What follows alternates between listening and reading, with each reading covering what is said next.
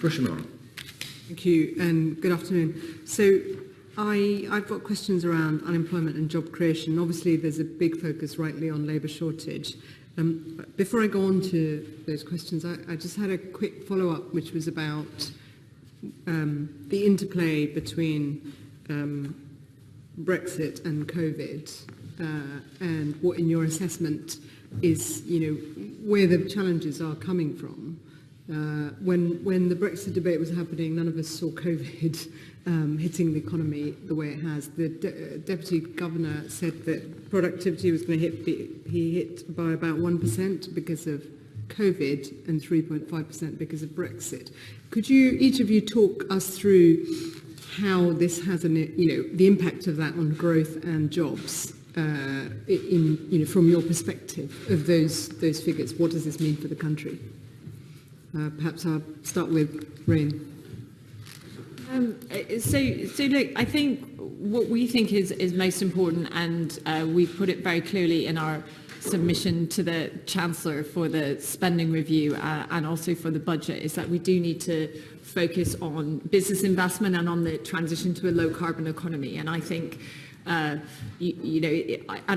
do think thinking about Brexit, non-Brexit at the moment just feels like the wrong terminology. Numbers with respect to those figures are very serious for the economy, because it's not just looking back, it's looking at extrapolating what's going to happen and what we should do to try and mitigate the damage. So I think what's really important is that we have that focus on our productivity growth and our supply potential of our economy over the long term. And we know that obviously having less access to our major trading partner, what is still our largest trading partner, not having the same access as we did previously to the single market creates trading frictions, which does have an impact on our productivity and our rate of innovation. But what's most important is what we do now and what we do to increase our productivity. You mentioned investment in, obviously, we've talked quite at length already about skills and training and labour and capital.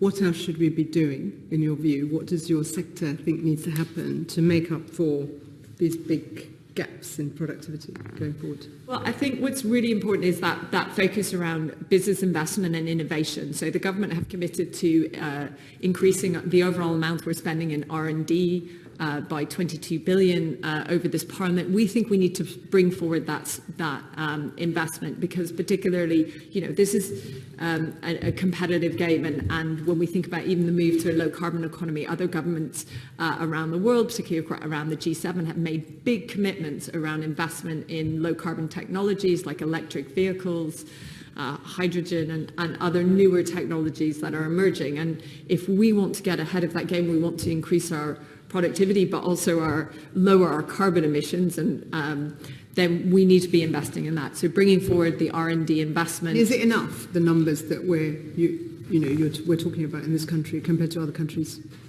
I mean, obviously, if we get to that 22 billion by the end of the Parliament, that sort of brings us in line with what is the OECD average. So we think we should be getting there quicker, essentially, by bringing forward some of that investment. And I think actually more broadly around business investment, we lag behind our G7 peers and structurally have for a long period of time. So the average is 14%.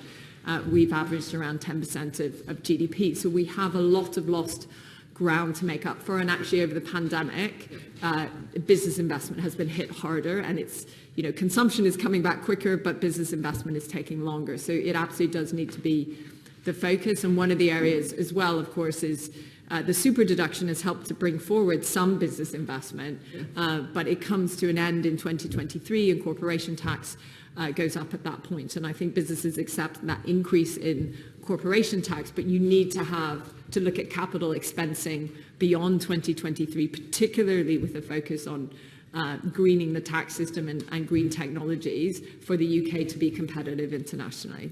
Thank you.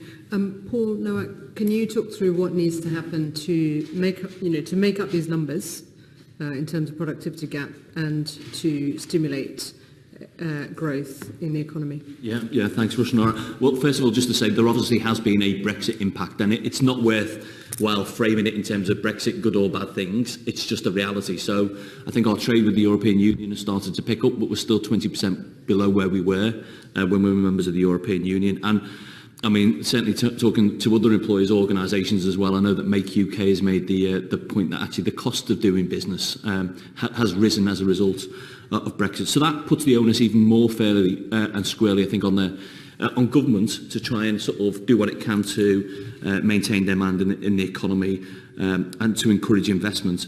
We set out a plan for the government to invest £85 billion over 2 years in the green economy, everything from high-speed broadband through to new green infrastructure, new green energy.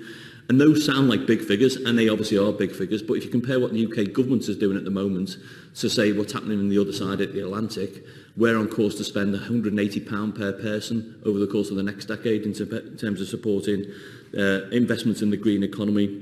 The Biden administration is talking about just shy of £3,000 per head. So there is a big difference in terms of the ambition on either side of the Atlantic. And I think, you know, actually this is genuinely about investment, isn't it? Because we talked before about net zero. You know, I want us to be in a situation where we've got a strong steel industry, a strong chemicals industry, a strong automotive industry in this country. What we don't want is decarbonisation on the back of deindustrialisation. So it is going to require an active role for government in the new sort of green economy, but also we talked about public services, about social care in particular. We've got a spending review coming up.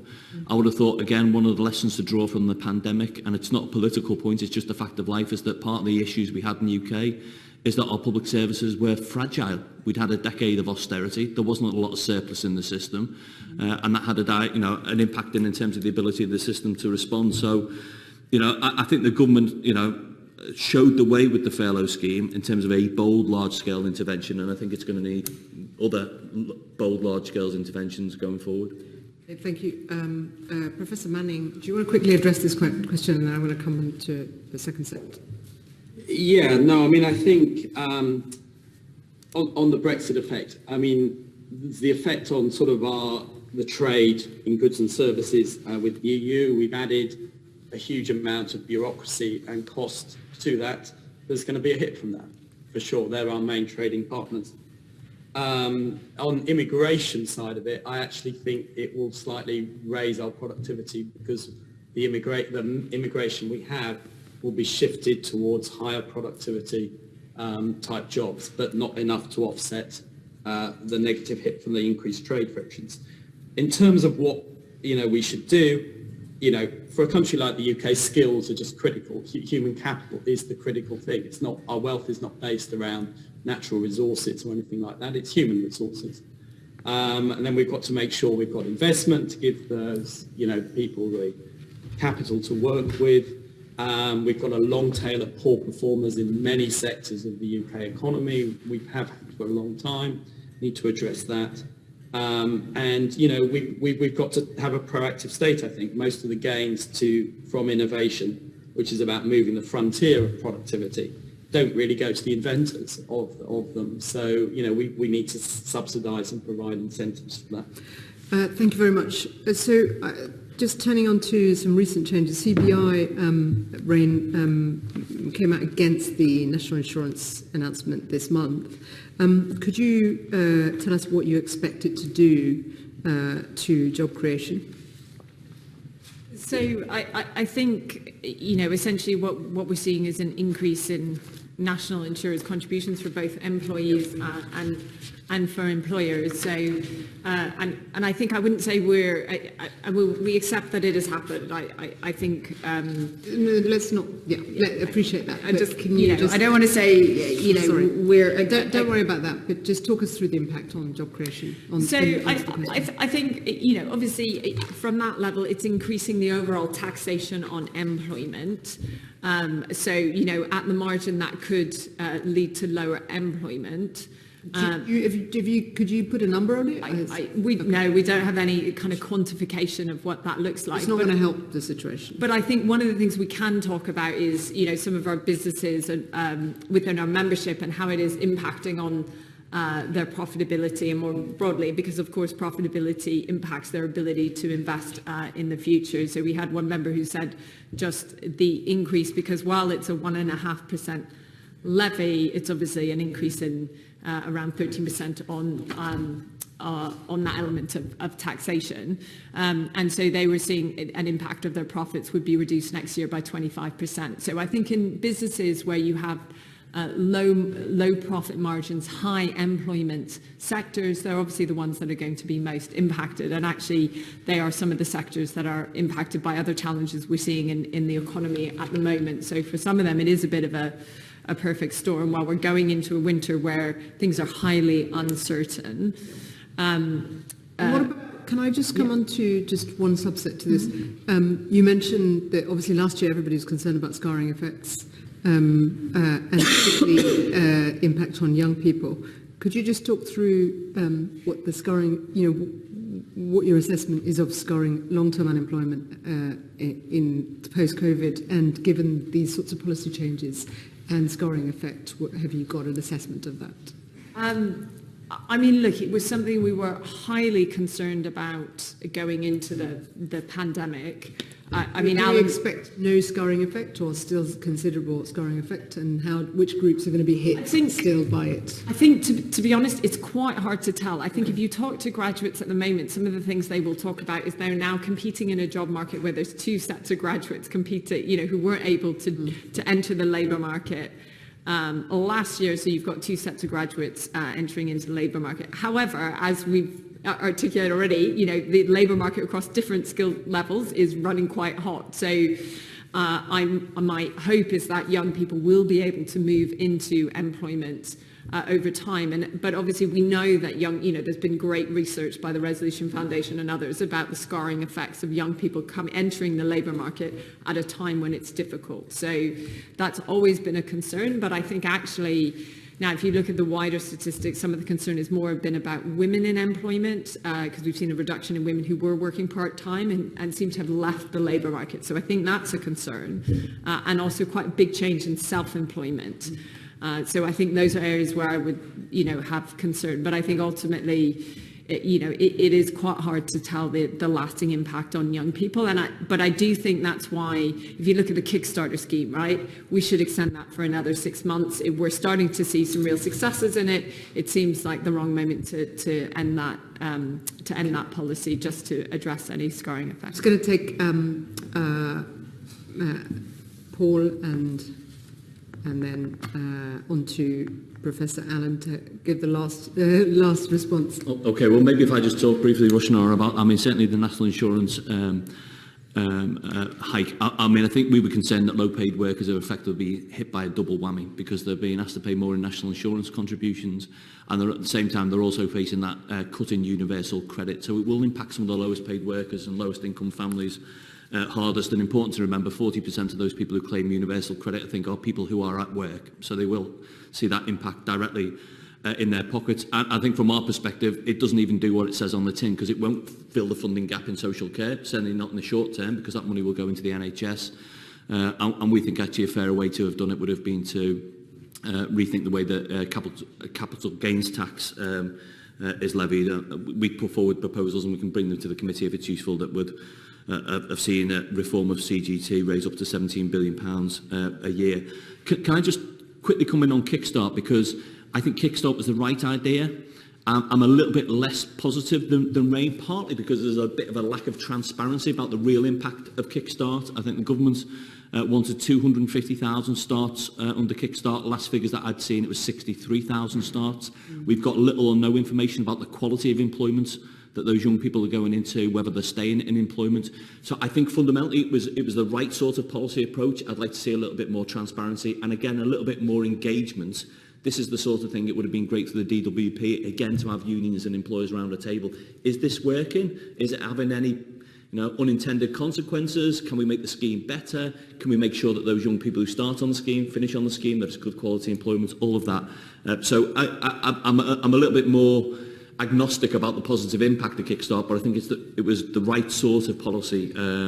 I just would like a little bit more sunlight in terms of, is it making a real positive difference? Thank you. Professor Manning. So in terms of the sort of scarring, I think often we use the numbers long-term unemployed as a sort of crude indicator of the scale of the problem, because the longer you are out of work, the more likely it is to be an issue. And the numbers of long-term unemployment are up, but they again, don't really look as bad as one would have expected a year ago compared to the financial crisis. We've still got the uncertainty about whether there's skill erosion among the furloughed, and we'll have to wait to see how that, unwinds. I think the bigger concern on scarring is really around kids and education. It's not in the labour market. And although on average, the estimates I've seen say that kids are like primary school kids are a few months behind, which should be able to pick up over the course of the next decade, I think there's probably a huge amount of inequality in there. Some kids have been able to manage this an awful lot better than others. And going back to what I said earlier about this long tail of poor basic skills, I think those are the things that long-term worry me most about this. Did you want to say anything on national insurance? Well, I think national insurance, obviously, it makes people worse off. Now, of course, in theory, it then gives people better health and better social care, which they value, and so that may be a good deal for them or not. But the details about it going into where it's actually going to go and show up. And who pays? Do you agree with who should be paying? Do you have a view on whether the arrangement structure that's been set up is going to help job creation or not? I mean, I think my view is that on job creation, it's probably neutral, but I think I would think more in terms of the distribution. So some of the big gainers, some people were facing catastrophic care costs before these changes, but you had to have a lot of assets to face the catastrophic care costs. So the people who are in some sense the biggest gainers from this are going to be some of the wealthy people. So the improved insurance, it's not really the wealthier who are paying for the improved insurance in the new scheme. It's sort of everybody, and so that inevitably is going to be is a regressive. Thank you.